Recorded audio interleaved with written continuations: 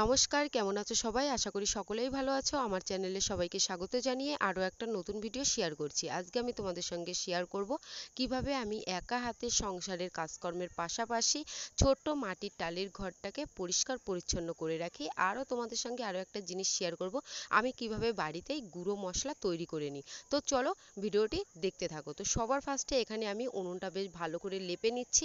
উনুনটা লেপা হয়ে গেলেই এই যে এখন মাছটা কিন্তু কেটে নেব রান্না করার জন্য। যেহেতু উনুনেই রান্নাবান্নাটা সেরে নিতে হয়, তো তাই ভাবছি যে ঘরে জিনিসপত্র ঘরটা মানে পরিষ্কার করার আগে রান্নার জিনিসপত্র গুছিয়ে রাখবো, তারপরেই কিন্তু ঘরে হাত দেব। তো আজকে কিন্তু ঘরে হাত দিলে আমার অনেকটা কিন্তু সময় পার হয়ে যাবে। বাবা সকালবেলার দিকেই একটা বড় মাছ কিনে এনে দিয়েছিল, তো সেই মাছটাই আমি এখন কিন্তু কেটে নিচ্ছি। তো সমস্ত কিছু রান্নার জিনিস একেবারেই কিন্তু গুছিয়ে রেখে তারপরেই কিন্তু ঘরের কাজে হাত দেব। তো আজকে ঘরের মানে ঝুল ঝাড়া থেকে সমস্ত কিছুই কিন্তু পরিষ্কার করে নিতে হবে। তো মাছ কাটা কমপ্লিট হয়ে গেছে।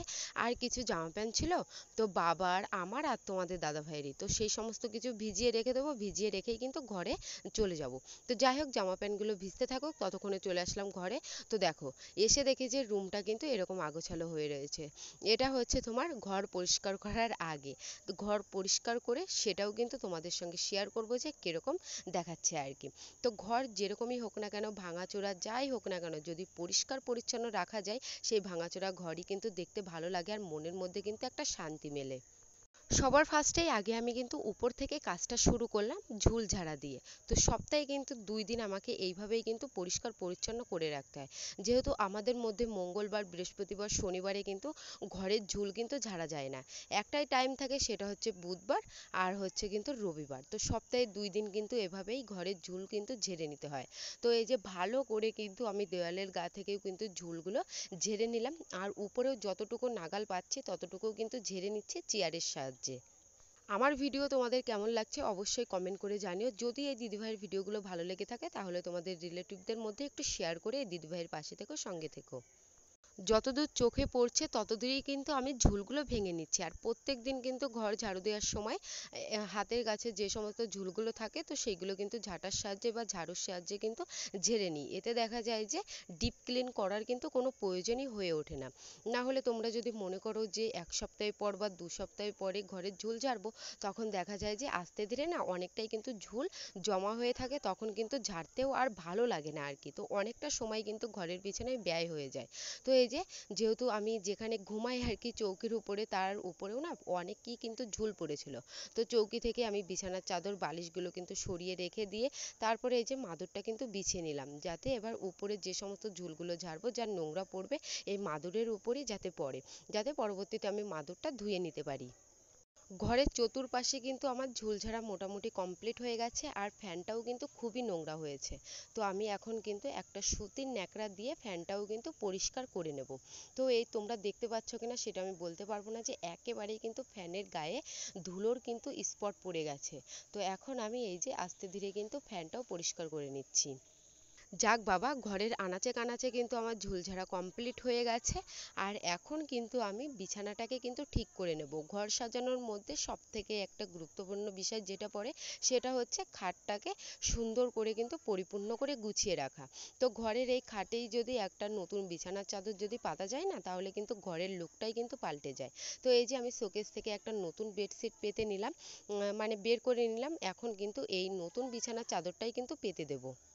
তোমরা যারা বলো যে আমি এই কম প্রাইসের মধ্যে বিছানার চাদর কোথা থেকে কিনি, তো সমস্ত কিছুই তোমাদের কাছে শেয়ার করছি। তো আমি কম প্রাইসের মধ্যে বিছানার চাদর কিনি হচ্ছে কৃষ্ণনগর বস্ত্রবাজার থেকে। তো একেবারেই কিন্তু কম প্রাইসের মধ্যে, একেবারেই কিন্তু খুবই ভালো কোয়ালিটি। তো যাই হোক, এই যে বিছানার চাদরটা কিন্তু পেতে দিয়েছি, আর দেখো দেখতেই কতটা সুন্দর লাগছে আর কি। তো তোমাদেরকে কাছ থেকে আবারও দেখাবো যখন ঘরের কাজ পরিপূর্ণভাবে কমপ্লিট বা গোছানো আমার হয়ে যাবে। এবার আমি আলনাটাও কিন্তু একইভাবে গুছিয়ে নেব। যেহেতু আমাদের এই ঘরটা অনেক পুরনো আমলের ঘর, মানে আমার দাদা শ্বশুরের আমলের ঘর। চুন আর ঘ্যাসের গাঁথনি যাকে বলে আর কি, তো আমি না অতটা ভালো করে জানিও না। তো যাই হোক, এরকম ভাবেই না সিমেন্টের গুঁড়ো নিচে কিন্তু পড়তে থাকে। তুমি প্রত্যেক দিনই যতই পরিষ্কার করো না কেন, ভালো করে যতই ঝাড়ু দেবে না কেন, আধা ঘন্টা 1 ঘন্টা পরে এসে যা দেখবে তাই কিন্তু আবার হয়ে যায়। তাই এইভাবে কিন্তু আমাকে প্রত্যেক দিনই কিন্তু পরিষ্কার পরিচ্ছন্ন করে নিতে হয়। আলনা থেকে মোটামুটি আমি সমস্ত জিনিসপত্র নামিয়ে নিয়েছি আর বেশ ভালো করে কিন্তু একটা সুতির ন্যাকড়া দিয়ে মুছে নিয়েছি। এবার শাড়িগুলো ওপরের থাকে রেখে দেবো, পরপর করে কিন্তু জিনিসপত্র সাজিয়ে গুছিয়ে রেখে দেবো। মানুষের চিন্তাধারা কতটা খারাপ হলে ইউটিউব কমেন্ট বক্সে এসে তার নিজের ফোন নাম্বার দিয়ে যেতে পারে। তো চলো তোমাদেরকে একটু গল্পটা শেয়ার করি। তো গতকাল আমি একটা ভিডিও ছেড়েছিলাম, তো সেই ভিডিওতে ভালোই কিন্তু ভিউজ হয়েছে, প্রায় 7,000-এর কাছাকাছি। তো সেখানে একটা ভদ্রলোক কমেন্ট করে বলেছে, মানে সেটা বলে বোঝাবার মতো নয়, যে তার পার্সোনাল নাম্বারটাও দিয়ে গেছে। মানুষের চিন্তা ভাবনা কতটা খারাপ হলে পরের বউকে ইউটিউবে কমেন্ট বক্সে এসে জ্বালাতে পারে। তো যাই হোক, এখন হচ্ছে আমি ফ্রিজটাকেও কিন্তু বেশ ভালো করে মুছে নেব। তোমরা একটু কমেন্ট করে জানিও তো যে ফ্রিজের মাথার উপরে কোনো পেপার রাখতে পারবো কিনা।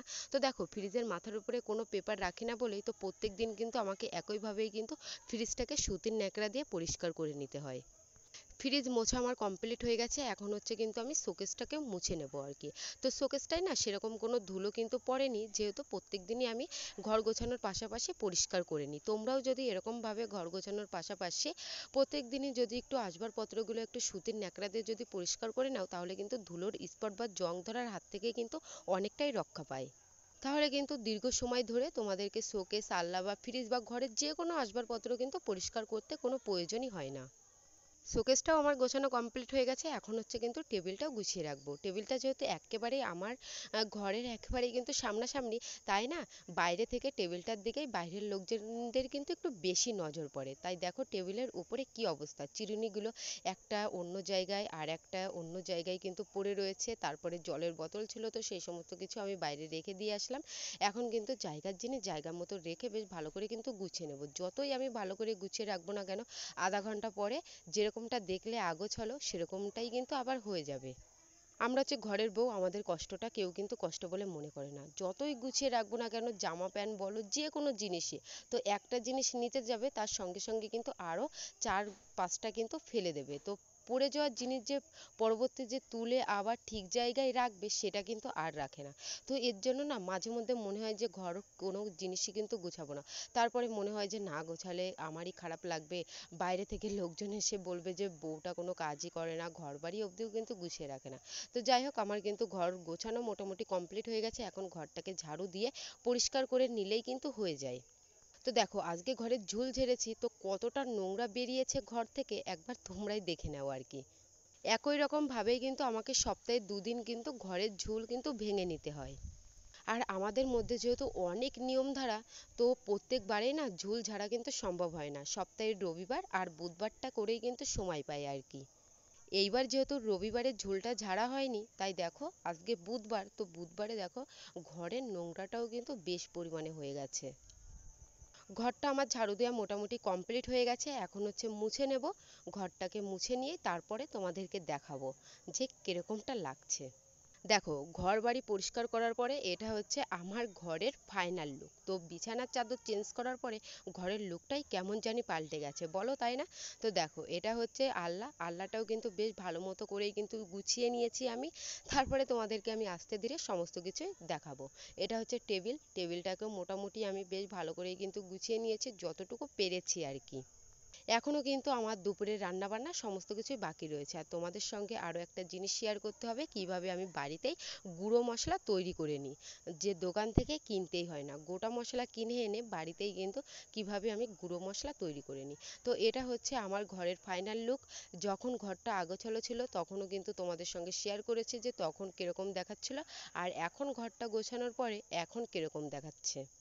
বাইরে থেকে যতই ভাঙাচোরা যাই হোক না কেন, ভিতর থেকে কিন্তু এটাই আমার স্বর্গ। তো এখানে যতটা আমার শান্তি মেলে, মানে নিজের ঘরে যে মানসিক শান্তি মেলে, সেটা কিন্তু আমি অন্য কোথাও পাই না। এখন চলে আসলাম রান্না বান্না করতে। এই যে এখানে রয়েছে 100 জিরে, তো গোটা জিরে কিনে এনেছিল বাবা, তো সেটাকে রোদ্দুরে দিয়ে এখন কিন্তু আমি কড়াইতে বেশ ভালো করে একটু মুচমুচে করে কিন্তু ভেজে নেব। ভেজে নিয়ে কিন্তু শিলনোড়ায় একেবারেই কিন্তু বেটে নেব। তাহলে দেখা যায় যে 1 থেকে 2 মাস কিন্তু চলেই যায়। এইভাবে বাজার বা দোকান থেকে গোটা মশলা বাড়িতে এনে একটু রোদ্দুরে দিয়ে কড়াইতে ভেজে নিয়ে কিন্তু শিলনোড়ায় গুঁড়ো করে যদি কৌটাতে রেখে দাও, সেটাই কিন্তু মাসের পর মাস কিন্তু চলে যায় খুবই ভালোভাবে। আর এইভাবে কিন্তু একটু সংসার খরচটাও কিন্তু বেশ বাঁচে, যেহেতু আমাদের মধ্যে না প্রচুর মশলাপাতিটা একটু বেশি খাওয়া হয় আর কি। তো প্রত্যেক দিনই কিন্তু জিরের গুঁড়োটা আনতেই হয় ম্যাক্সিমাম, প্রত্যেক দিন না হলেই ওই যে এক সপ্তাহ পর পর। তাই বাবা একবারেই কিন্তু 100 জিরে কিনে এনেছে। তো এখন কিন্তু এরকমভাবে কিন্তু মশলা কিনে আনে, জিরে বলো, তারপরে তোমার গোটা মশলা বলো, সমস্ত কিছুই। তো বাড়িতে আনার পরেই আমি একটু রোদ্দুরে দিয়ে কিন্তু কড়াইতে ভেজে নিয়ে শিলনোড়ায় কিন্তু বেটে নিই। একটু কষ্ট হয় ঠিকই, তাহলে ওই যে প্রত্যেকদিন রান্না করার সময় আর কিন্তু শিলনোড়ার প্রয়োজনই হয় না। যে কৌটাটায় ভরে রাখি তো সেটা আনলেই কিন্তু রান্নায় দিয়ে দিই, তখন কিন্তু আর বাটার কিন্তু একটা ঝামেলাই থাকে না। তোমরাও কিন্তু ঠিক একইভাবে বাজার থেকে বা দোকান থেকে গোটা মশলা বাড়িতেই কিনে এনে সামান্য একটু রোদ্দুরে দিয়ে কড়াইতে ভেজে নিয়ে শিলনোড়ায় কিন্তু বেটে রাখলে মাসের পর মাস কিন্তু খুবই ভালোভাবে চলে যায়। আমাদের এই অভাবের সংসারে সমস্ত কিছুই কিনে খেতে হয়, শুধু জলটা বাদে। আগে যখন বুঝতাম না তখন দৌড়ে গিয়ে দোকান থেকে কিন্তু জিরের গুঁড়ো, তারপরে গরম মশলা, সমস্ত কিছুই না গুঁড়ো কিনে আনতাম।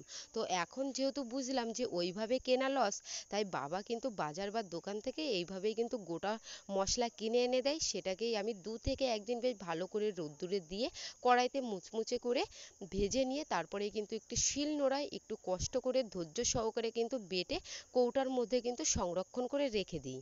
এখন তোমরা যেরকমটা দেখতে পাচ্ছ আর কি। তো আশা করছি আজকের ভিডিওটি তোমাদের অনেক ভালো লেগেছে, আর অনেকেরই কিন্তু অনেক উপকারে আসবে। তো ভিডিওটি যদি তোমাদের ভালো লেগে থাকে তাহলে অবশ্যই চ্যানেলটিকে সাবস্ক্রাইব করে যে দিদিভাইয়ের পাশে থেকো, সঙ্গে থেকো। তো চলো দেখা হবে অন্য কোনো ভিডিও।